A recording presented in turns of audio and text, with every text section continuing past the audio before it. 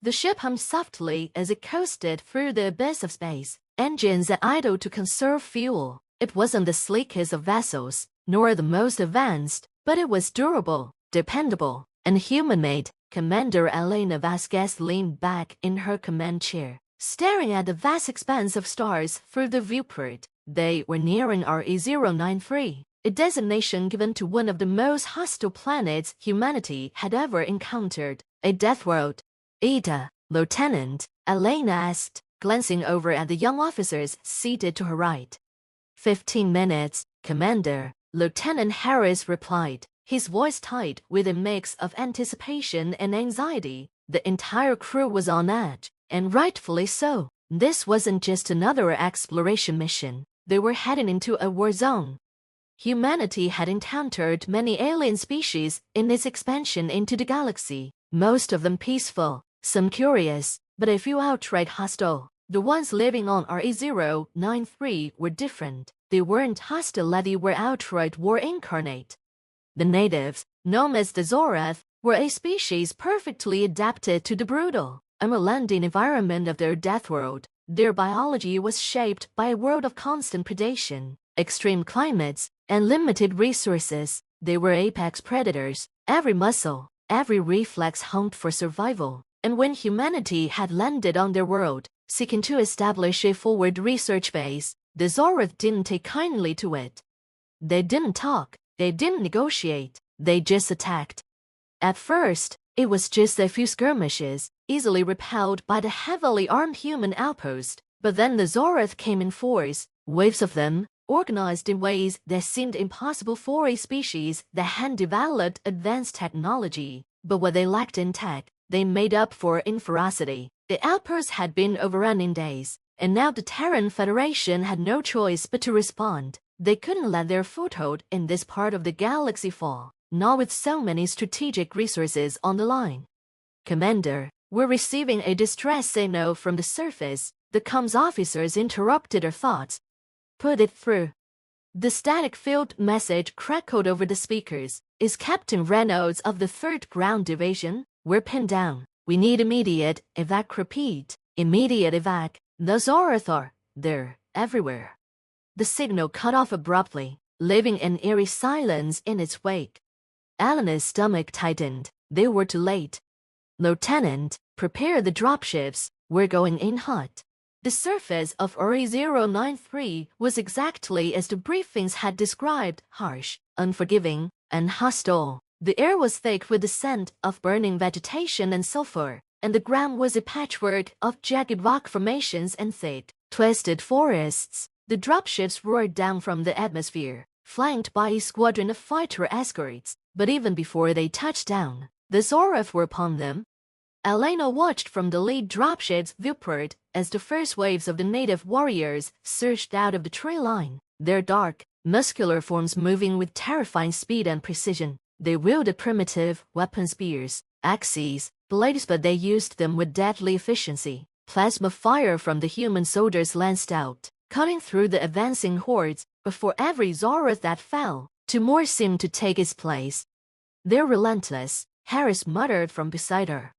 "Focus, Lieutenant. We've trained for this." Elena's voice was hard, though inside, she felt the same unease creeping up her spine. The Zorath weren't just relentless, they were learning. Each time they encountered human forces, they adapted, learning their tactics, finding weaknesses, and now, it was clear they had a deeper strategy in play. The dropship landed with a jarring thud, and the rear hatch opened with a hiss. Elena grabbed her rifle, leading her squad out into the fray. The roar of battle was deafening, but her years of combat training kicked in. She moved with precision, directing her team as they pushed forward toward the beleaguered human position. They found Captain Reynolds and what remained of the 3rd Division holed up in the ruins of the research outpost. The once sterile white walls were now blackened with scorch marks and smeared with blood, human and Zorath alike. "Commander Vasquez," Reynolds greeted her, his face grim beneath his helmet. "You got here just in time."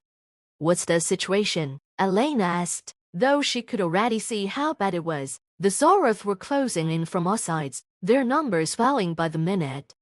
"We're out of ammo, out of supplies, and out of time," Reynolds said. The Zoreth, they've learned it how to jam our comms, cut off our supply lines. They're smarter than we thought. Smarter, or more ruthless, Elena muttered. Either way, we're getting you out of here. The evacuation was a nightmare. The Zoreth pushed harder than ever, their warriors charging with suicidal determination. Human soldiers fell in droves, but so did the Zoreth. Plasma bolts tore through flesh, and the screams of the dying filled the air. Elena fought like a demon, her rifle overheating from constant use. But even as they pulled back toward the dropships, something gnawed at her mind. This wasn't just survival for the Zoreth. This was war, pure and simple. And humans weren't the invaders they thought they were. They were just another enemy in a long line of threats that RE093 had thrown at the Zoreth. As the last dropship lifted off, carrying the surviving humans to safety, Elena looked down at the planet below. The battle was over for now, but the war was far from finished. The Zoreth weren't going to stop, and as much as humanity prided itself on its adaptability, its endurance, and its innovation, there were hard lessons to be learned here. RE093 wasn't just a Deathworld, it was a crucible, and only the strongest would survive. Humanity had thought they were the masters of war. But on RE093, they were still learning.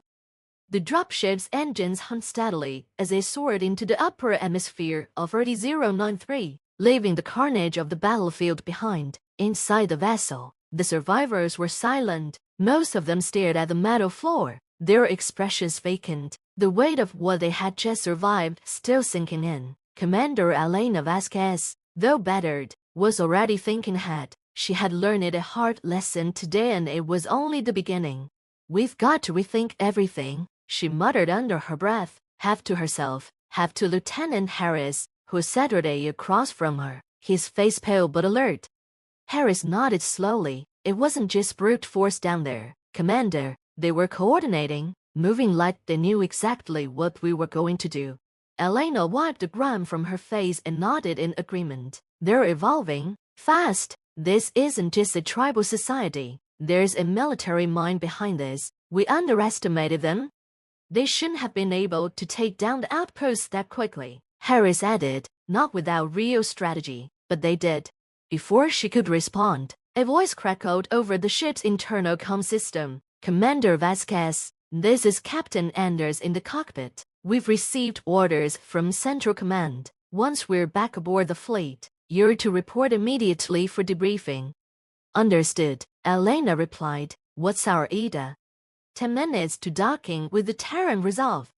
Elena leaned back in her seat, closing her eyes briefly to collect her thoughts. The Terran Resolve was a heavy cruiser, one of the largest ships in the Terran fleet, and it had been dispatched to serve as the command center for operations on RE093. There were whispers that the brass had taken the loss as well. Losing an outpost was one thing, but losing it to a primitive species, that was a stain on humanity's record, one they weren't going to tolerate for long. They're going to want answers, Harris said quietly. They're going to want more than that, Elena replied, her voice hardening. They're going to want a plan. We can't let this spiral into a war of attrition. We won't win that. The rest of the trip was silent, and as the dropship docked with the cruiser, Elena steeled herself for the inevitable confrontation with command. The briefing room aboard the Terran Resolve was as sterile and cold as the void outside. Elena stood before a half-circle of high-ranking officers, each one of them looking more severe than the last. At the center of the room was Admiral Juno, a woman known for her no-nonsense approach and her sharp, unyielding stare. She fixed her gaze on Elena as soon as the commander entered. Commander Vasquez, we've reviewed the initial reports from your extraction mission, Admiral Juno said. Her voice clipped. Losses were heavier than expected. We need to know why. Elena stood at attention, her expression calm but serious. Admiral, the Zoreth are not what we initially believed. They're not just primitives reacting out of instinct. They're coordinating, strategizing, and adapting faster than we anticipated. They've already learned how to counter many of our standard tactics, and they're using the environment to their advantage. There was a murmur among the officers, but Juno held up a hand to silence them. Commander, Are you suggesting that the Zoreth have military leadership on a Deathworld? Admiral Juno's eyebrow arched slightly, skepticism evident. Not in the traditional sense, Elena replied, choosing her words carefully. But they have some kind of organized command structure. We saw signs of complex tactics during our mission. They're leveraging guerrilla warfare to perfection. They know the terrain, they know how we operate, and they've adapted accordingly. One of the other officers, General Terrell, leaned forward. You're saying they're smarter than we thought. How do we fight something like that? We can't bomb them into submissions. Plan is too valuable, and we can't afford to lose more ground. Elena met his gaze. We need to adapt faster than they do. This isn't just a fight for territory. It's a battle of evolution. If we keep treating them like primitive savages, we'll lose. Admiral Juno leaned back in her chair, her fingers steepled in front of her. So, what do you propose, Commander? Elena took a deep breath. We need to change our approach. We can't rely on brute force. The Zoreth are learning from every engagement, so we need to outthink them. We need specialized units, rapid deployment teams trained in asymmetrical warfare, and more detailed intel on their social and command structures. If we can't target their leaders, whoever or whatever is directing, then can't cripple their ability to coordinate. The room was silent for a moment as the officers considered her words. And how do you suggest we gather that intel? General Terrell asked. We need a ground team embedded behind their lines, Elena said, her voice firm. We need to study them up close. It's risky, but it's the only way. We've already tried brute force, and it failed. This is a death world. We need to think like the Zoreth if we want to survive here. Admiral Juno was silent for a long moment, her eyes boring into Elena's. Finally, she spoke. You're proposing a suicide mission. Elena shook her head. Not suicide, a hard mission? Yes, but we have the technology, the training, and the personnel to make it work. The Zoreth have adapted to survive the world. It's time we show them how humans survive theirs.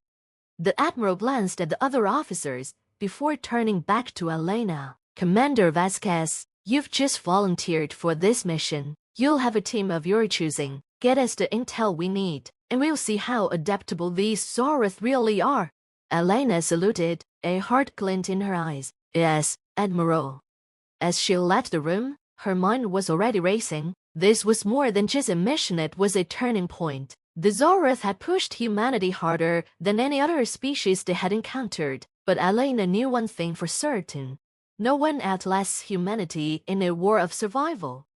3 days later, Elena stood in the hangar bay of the Terran Resolve, watching as her newly formed strike team prepped for their mission. Harris was with her, along with 5 other handpicked specialists, each one an expert in survival, infiltration, or combat.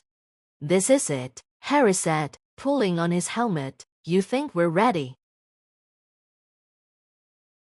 The dropship's descent into RE093's atmosphere was rougher than usual, turbulence shaking the small craft violently as it broke through the planet's dense cloud cover. Elena Vasquez Saturday strapped into her seat, feeling the familiar churn of adrenaline coursing through her veins. Her team was silent, each member focused on the task ahead. They all knew what was at stake. This wasn't just a mission for intel. It was a matter of survival for the entire human presence in this sector of the galaxy.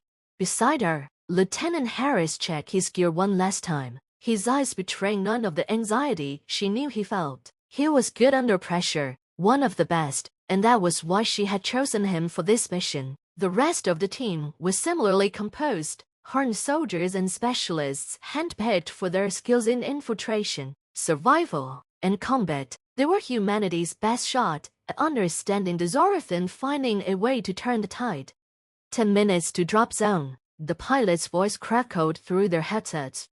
Elena glanced around at her team. You all know the plan. We drop in, go dark, and embed ourselves deep behind Zoreth lines. We're not here to engage unless we have no choice. Our primary objective is to gather intel on their command structure, find their leaders, learn how they're coordinating, and report back. Clear. A chorus of affirmatives came through her team's comms. Elena gave a satisfied nod. This was it. No turning back now. The dropship shuddered again as it hit a pocket of turbulence. Through the viewport, the surface of RE093 came into view, a landscape as brutal as the creatures that lived there. Jagged mountain ranges cut across the horizon, their peaks shrouded in mist, while dense forests, thick with alien foliage, stretched as far as the eye could see. The surface was alive with movement. Zoroth warriors prowled in the distance, their forms barely visible against the rugged terrain. Approaching drop zone, the pilot said, his voice tense, activating stealth protocols. The dropship's exterior lights dimmed, and the sound of the engines quieted to a low hum. This was the most dangerous part of the operation, jetting in without being detected. The Zoroth might not have advanced technology, but they were keen hunters, and their ability to sense intruders had already cost the humans dearly in previous engagements. The ship hovered low, just above the tree line, and the rear hatch opened with a hiss. A gust of humid, thick air rushed in as the team prepared to jump. Go, go, go, Elena ordered. One by one, her team leapt from the craft, their camouflaged gear blending seamlessly into the dark foliage below. Elena was the last to jump, landing with a soft thud in the undergrowth. The dropship, now empty, veered away, disappearing into the sky, leaving them alone in the wilderness of RE093. For a moment, everything was silent. The only sound was the distant call of alien creatures and the rustle of leaves in the wind. "We're in," Elena whispered into her comm. "Status check." "Alpha in position," Harris replied. "Bravo, in position," Sergeant Davies echoed, her voice steady. One by one, the rest of the team checked in. They had landed without detection.